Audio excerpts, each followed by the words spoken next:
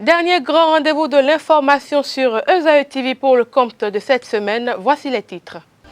Entre autres projets en cours de concrétisation, les missions d'études et de contrôle pour la réalisation des travaux de génie civil du boulevard de la Marina, du champ de foire sud, de la place de l'Indépendance, de l'esplanade des Amazones et du jardin de Mathieu à Cotonou étaient au centre du Conseil des ministres du mercredi dernier.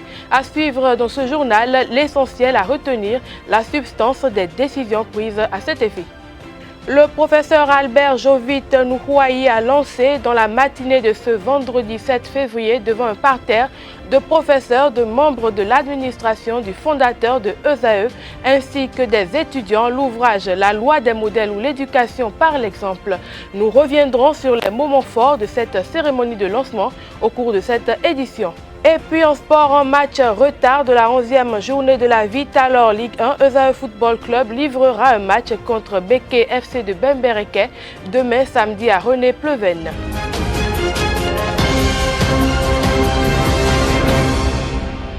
C'est fait, le parti Restaurer l'espoir de Candide Azanaï est désormais inclus dans la liste des 12 partis détenteurs du récépissé définitif. En effet, RE a obtenu ce jour, vendredi 7 février 2020, son récépissé définitif. Rappelons donc qu'à ce jour, officiellement, 12 partis sont détenteurs du document suivant cet ordre. Union progressiste, Bloc républicain, Moël Bénin, Force Cori pour le développement du Bénin FCDB, Parti du renouveau démocratique PRD, Union pour le développement d'un Bénin nouveau UDBN, DUD, Force Cori pour un Bénin émergent FCBE, Parti La Flamme renouvelée PFR, Grande Solidarité républicaine GSR, PER et enfin Restaurer l'espoir RE.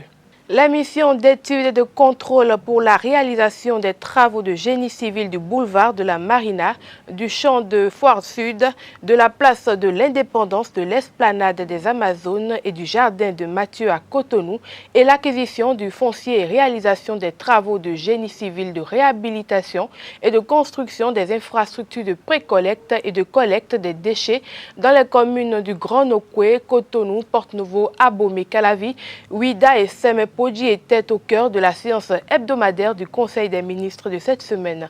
Pour plus de précisions sur la plénitude des décisions prises à cet effet, je vous invite à suivre le ministre de la Communication et de la Poste, Alain Orunla, porte-parole du gouvernement à l'occasion de la traditionnelle conférence de presse faisant office de compte rendu du Conseil des ministres. Mission d'études et de contrôle pour la réalisation des travaux de génie civil du boulevard de la Marina, du champ de foire sud, de la place de l'Indépendance, de l'esplanade des Amazones et du jardin de Mathieu à Cotonou.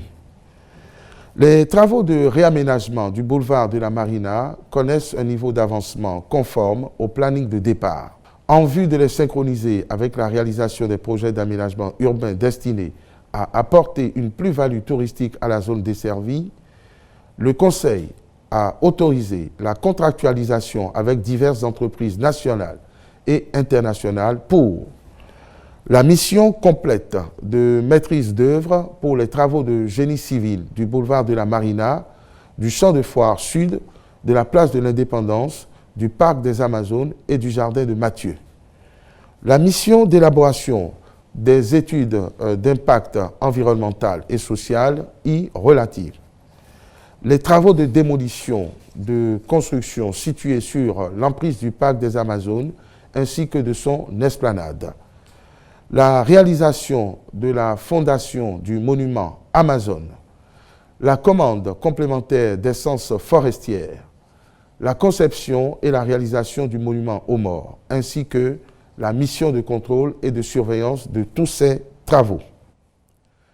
Acquisition du foncier et réalisation des travaux de génie civil, de réhabilitation et de construction des infrastructures de précollecte et de collecte des déchets dans les communes du Grand Nokwe, Cotonou, Porto-Novo, Abomey-Calavi, Ouida et Semé Podji.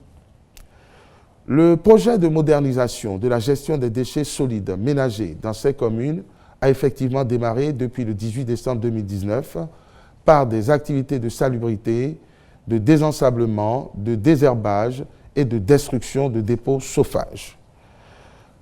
La prochaine phase du projet consiste en la précollecte des déchets. Elle nécessite que les infrastructures, le matériel et les entreprises dédiées soient opérationnelles.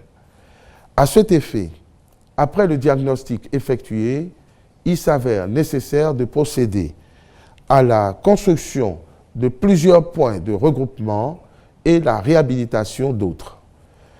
La réfection du centre de transfert des déchets du quartier Bégamé, la réalisation de bacs de diverses dimensions destinés à l'entreposage de déchets. Aussi, le Conseil a-t-il autorisé le ministre du Cadre de vie et du Développement durable à contracter via la Société de gestion des déchets et de la salubrité urbaine du Grand Nokoué avec les entreprises sélectionnées pour la réalisation de ces infrastructures et à finaliser les conditions d'acquisition ou de bail du foncier identifié devant servir à cette fin. Revue des études et finalisation des conventions État-Communes. Le gouvernement, dans le cadre de la mise en œuvre de son programme d'action, a lancé plusieurs grands projets qui, de par leur nature, relèvent de la compétence des collectivités territoriales, mais dont la complexité, le caractère exceptionnel, l'ampleur des financements et la nécessité de l'achèvement rapide au profit des populations ont justifié son intervention. Pour rappel, il s'agit des projets de réhabilitation et aménagement de voiries primaires, secondaires et tertiaires, asphaltage, modernisation de la gestion des déchets solides ménagers dans le Grand Nokoué, plateforme agroalimentaire de l'agglomération du Grand Nokoué, modernisation et construction des marchés urbains et régionaux, puis assainissement pluvial de la ville de Cotonou. Dans ce cadre, et en conformité avec les textes de loi sur la décentralisation, il a été procédé à la signature avec les 5 communes bénéficiaires d'une convention cadre de partenariat sur des projets spécifiques destinés à contribuer à l'amélioration des conditions de vie des populations. Cette convention cadre confère à l'État la maîtrise d'ouvrage des projets jusqu'à la réception des infrastructures. Les conventions spécifiques porteront sur les conditions et modes de programmation, de financement, de réalisation, de gestion durable des infrastructures, ainsi que des modalités de transfert aux communes. À cet effet, le Conseil a marqué son accord pour une contractualisation avec CELARL GB2A aux fins de élaborer les projets de convention spécifiques entre l'État et les communes dans le respect des textes en vigueur, puis concevoir les modèles économiques et financiers de chaque projet. Restons avec le ministre de la Communication et de la Poste, Alain Orunla, porte-parole du gouvernement, qui nous présente les impacts de la zone économique de Glodjibé. Par la même occasion, il clarifie pour ce qui en est de la démarche de conformité du parti RE.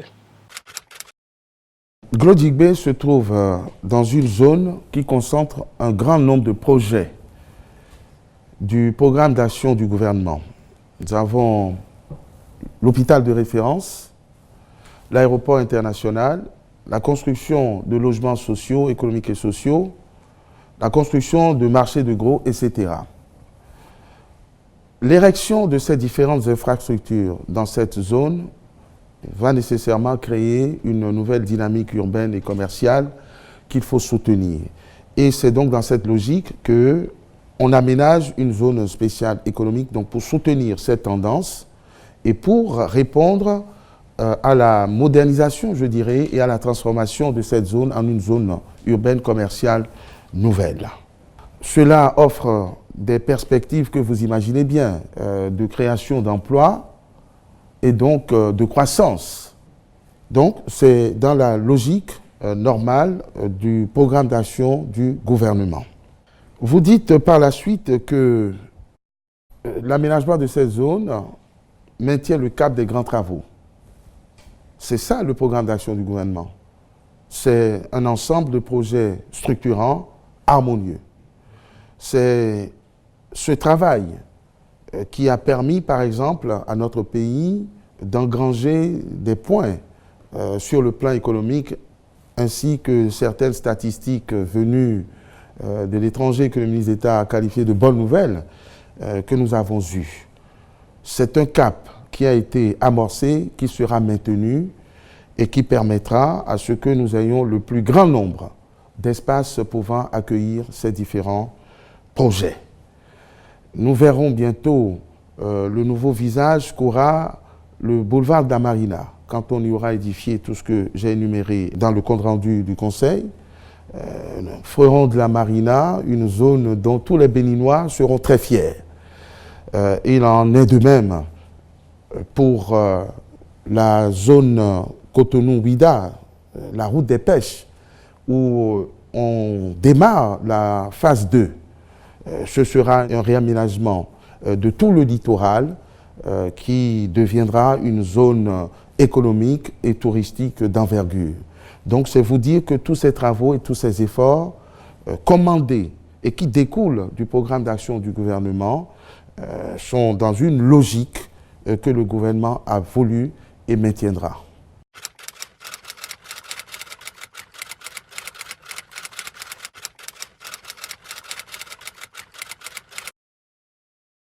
Les services du ministère de l'Intérieur ont reçu un dossier de cette formation politique, un dossier qui était inapproprié dans un premier temps, mais fort heureusement, les responsables de ce parti ont pris en compte les observations qui ont été formulées par les cadres du ministère de l'Intérieur et ont mis un peu à jour leur dossier de sorte que le contrôle a priori permet de constater que ce dossier est plutôt conforme à la législation en vigueur, ce qui oblige l'administration à délivrer le récépissé.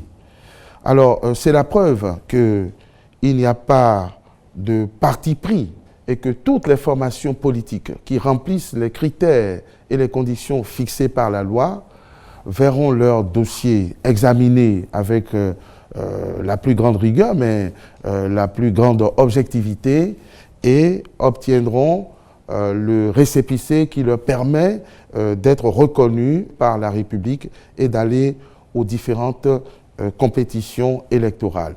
Ce fut le cas hier, c'est le cas aujourd'hui et ça sera le cas demain pour toutes les formations qui feraient l'effort de se mettre à jour et en règle vis-à-vis des lois de la République. Des professeurs d'université, des membres de l'administration, des cadres de divers ordres et le fondateur ont côtoyé les étudiants de l'École supérieure d'administration, d'économie, de journalisme et des métiers de l'audiovisuel ESAE de Gbedjomede ce 7 février dans l'amphithéâtre de journalisme.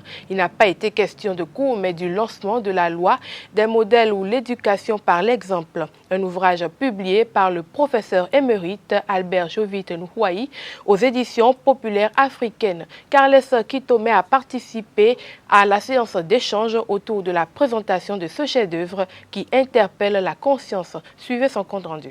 L'École supérieure d'administration, d'économie, de journalisme et des métiers de l'audiovisuel ESAE a accueilli la cérémonie de lancement de l'ouvrage La loi des modèles ou l'éducation par l'exemple du professeur émérite Albert Jovite Nhouaï ce vendredi 7 février 2020. Tout ce qu'il apporte contribue à l'élévation de notre esprit, à nourrir notre intelligence, à nous élever par-delà les cimes les plus vivifiantes qui font de nous les êtres essentiellement sociaux qui puissent apporter leur pierre à la construction de notre nation. Alors cet ouvrage également qui est lancé, la loi des modèles, je l'ai lu parce que j'avais déjà confié un travail à mes étudiants en journalisme dessus. Nous pose encore de nouveaux défis sur ce que nous fûmes, sur ce que nous sommes et sur ce que nous serons. Une cérémonie qui a permis à l'auteur d'exposer quelques-unes des théories développées dans cette publication. Ce que nous disons là, ça fonctionne comme une loi. Parce que si vous cherchez une formule de loi dans ce opuscule-là, vous ne trouverez pas. La loi dont il est question dans ma tête ne s'énonce pas, ne se formule pas, ne se donne pas comme une sorte de code qu'il faut appliquer. Ça passe, n'est-ce pas, d'idée en idée, d'idées dans les faits, des faits dans les faits. Et ça se retrouve comme une sorte d'énergie expansive qui nous porte vers un au-delà de l'acte qui est posé. Vous voyez?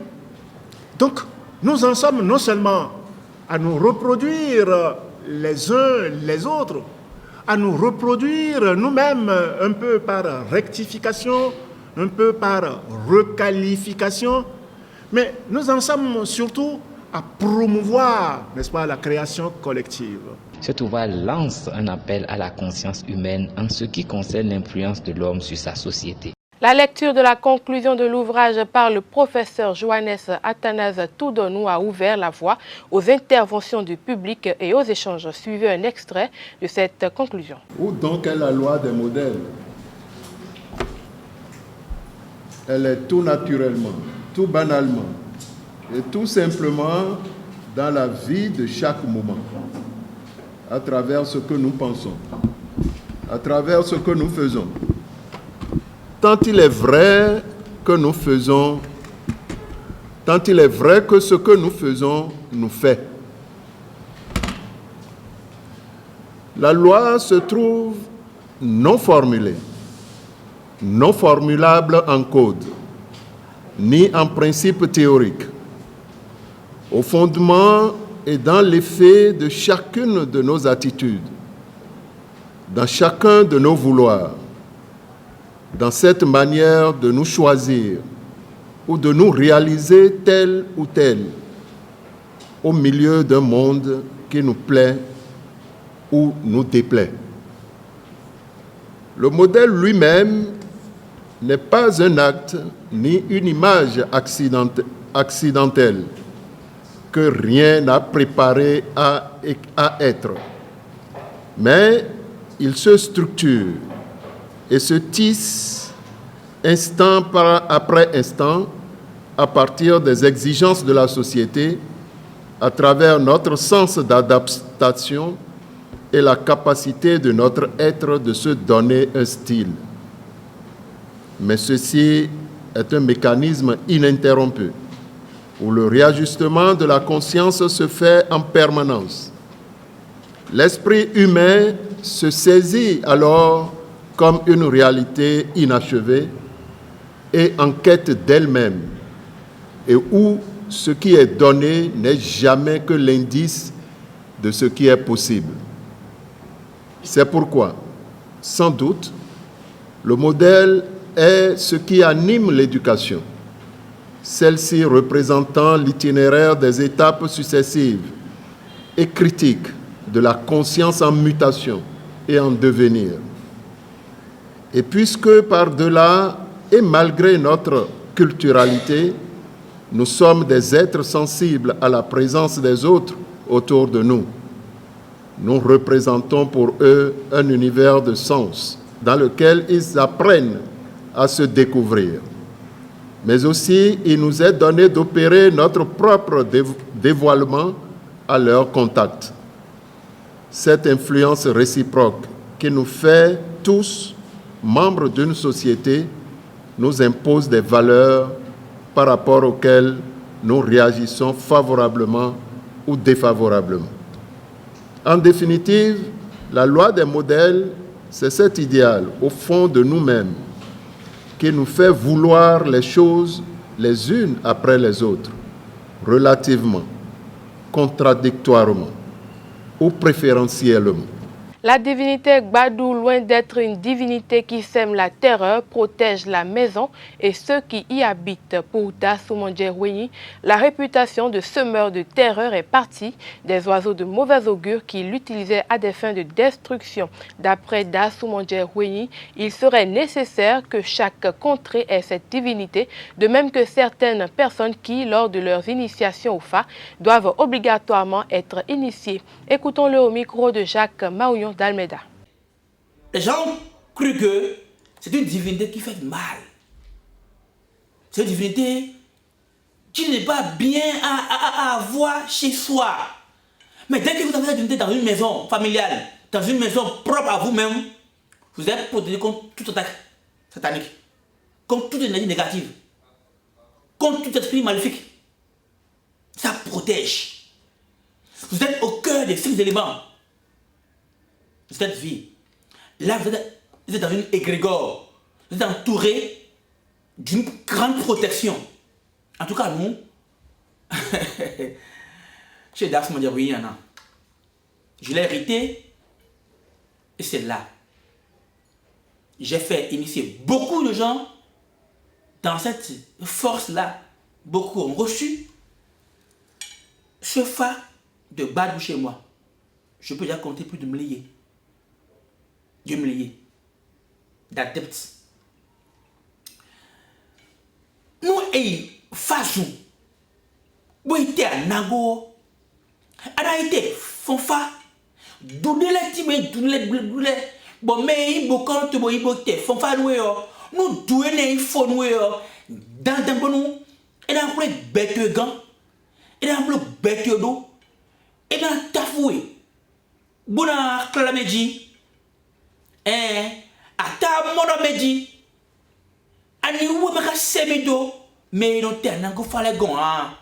Bon, il beto à gounou. Bon, il beto, quand tu es mal flandé, beaucoup de côté blanc, vous pouvez à tuer, mais blanc d'homme, bon oui. Blanc d'homme, c'est nuit, à ma faille, une conne, il y a comment dire, mais il y a comment dire, on doit lui indiquer d'aller voir cette divinité-là. Comme aussi le signe Samedi, Foumedi, Losomedi, Toulamedi, ceux-ci-là sont inévitablement déconseillés à ce qu'ils restent dans l'ordre de ce qu'on va. Mais t'es pas dans l'air. Dans le meilleur, il y a des pas du. Il y a des belles femmes qui sont là pour recevoir cette protection-là. Mais t'es pas là, bon, mais il y a des nani. Anago Beji, Anago Tome, Fanago Beji yo. Et donc t'es nanou mais ado pas de quoi na. Bok ben na hosu. Bok pas de na. Bok pas de na si yo. On fait des écoutez, fait des écoutez bon. A zedon deji yo, fait du a zekendo, fait du nous kumio kendo, fait du wezu ko jafonu. Do femme on les met yo. C'est conseillé à ceux-là d'aller s'initier à Badou. Bon, il a été Badou, il est Tada. Ce n'est pas aller prendre Badou et les ramener chez soi, mais aller faire les rituels afférents à cette divinité-là. En sport, Esae Football Club accueille ce samedi à René Pleven Beke FC de Bembereke en match retard de la 11e journée de la Vitalor Ligue 1. Pour ce premier match post-campagne africaine, les universitaires vont essayer de prendre leur revanche sur un adversaire qui les avait battus la saison dernière à domicile, 1-2. Mieux, ils auront à cœur de réduire l'écart actuel avec le leader Ayema FC en remportant le gain de la partie. Et pour finir en page Inter, voici l'actualité en RDC, au Nigeria et au Togo. Un opposant accusé d'outrage au président Félix Tshisekedi a indiqué à l'AFP avoir bénéficié d'une libération provisoire après 8 jours de détention en Ituri, dans le nord-est de la République démocratique du Congo. M. Malembe est un proche de Martin Fayulu, candidat malheureux à la présidentielle de décembre 2018 en RDC et porte-parole provincial de l'AMOCA, principale plateforme d'opposition en RDC. M. Malembe a été arrêté le 29 janvier à Bounois et accusé d'outrage au chef de l'État après des déclarations faites à la presse le 24 janvier dans lesquelles il estimait que depuis l'investiture du président Tshisekedi, le pays a enregistré une année de gâchis alors que le peuple attendait une vraie alternance. Au Nigeria, la Commission électorale nationale indépendante a annoncé jeudi avoir dissous 75 des 92 partis existants dans le pays. L'annonce a été faite lors d'une conférence de presse par l'INEC à Abuja, la capitale. Pour l'organe en charge d'organisation des élections, il était question de se conformer aux exigences de la Constitution et de la loi électorale de 2010. Cet texte stipule qu'au cours d'une élection présidentielle, un parti politique doit avoir remporté au moins 25% des suffrages dans un des 37 États que compte le Nigeria. L'article 225A de la Constitution nigériane, loi 217, se réserve également le pouvoir de radier un parti en cas de violation de l'un des règlements d'enregistrement. Outre cela, il faut également avoir des élus locaux, au moins dans une commune, faute de quoi on perd le statut de parti politique pour devenir un groupement quelconque. Et c'est sans doute ce qui s'est passé pour les 75 formations politiques qui ont été gommées du fichier de l'administration. Et pour finir au Togo, la campagne électorale a démarré jeudi en vue de la présidentielle du 22 février qui opposera le président sortant Faure Gnassingbé, candidat à un 4e mandat, à 6 autres postulants. Des affiches géantes du chef de l'État et de l'historique chef de file de l'opposition Jean-Pierre Fabre de l'Alliance nationale pour le changement étaient visibles dans le centre-ville et les grands axes de la capitale, proclamant Jean-Pierre Fabre la force du courage et de la détermination ou croit en notre futur. Allons-y fort. Mercredi soir, le président de la Commission électorale nationale indépendante CENI, Djambakou Ayassor, a notamment rappelé que sont interdits les dons et libéralités en argent ou en nature à des fins de propagande pour influencer ou tenter d'influencer le vote pour ce scrutin à 2 tours. Mesdames, Messieurs, ce sera tout pour cette édition du Grand Journal sur ESAE TV. Merci de nous avoir suivis. Bon week-end à chacun et à tous.